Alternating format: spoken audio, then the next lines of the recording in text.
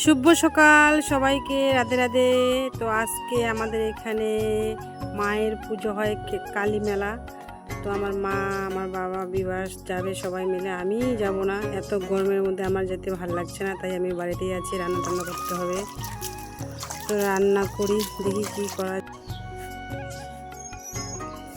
ভীষণ গরম, ভীষণ, এত গরমে আর ভালো লাগছে না। এই গরমে রান্না বাড়ি কিচ্ছু ভালো লাগছে না, কিচ্ছু ভালো লাগছে না।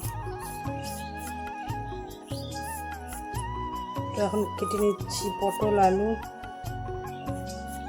আজকে নিরামিষ তরকারি হবে। আমাদের এখানে আজকে একটা পুজো হয়, জাগ্রত ঠাকুর কালীমা।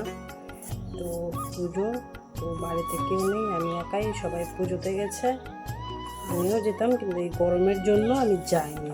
এত গরম, ভীষণ গরম। তো পটল, আলু, সোয়াবিন দিয়ে নিরামিষ তরকারি করবো, আর ডাঁটার চটচটি। এই সিম্পল রান্না, এর বেশি আর রান্না করতে পারবো না, আমার ভালো লাগছে না, খুব বিরক্ত হচ্ছে এই গরমে। তো আমি ভাত বসিয়ে দিয়েছি, ওখানে ভাত হচ্ছে, এখানে সয়াবিন ভাজা হচ্ছে। আর তখন তো দেখলেই তো আমার রান্না হয়ে গেল। চলো এখান থেকে আমি ভিডিওটা রাখছি, আর করতে পারবো না ভিডিও, ভালো লাগছে না। ঠিক আছে, রাখলাম, বাই।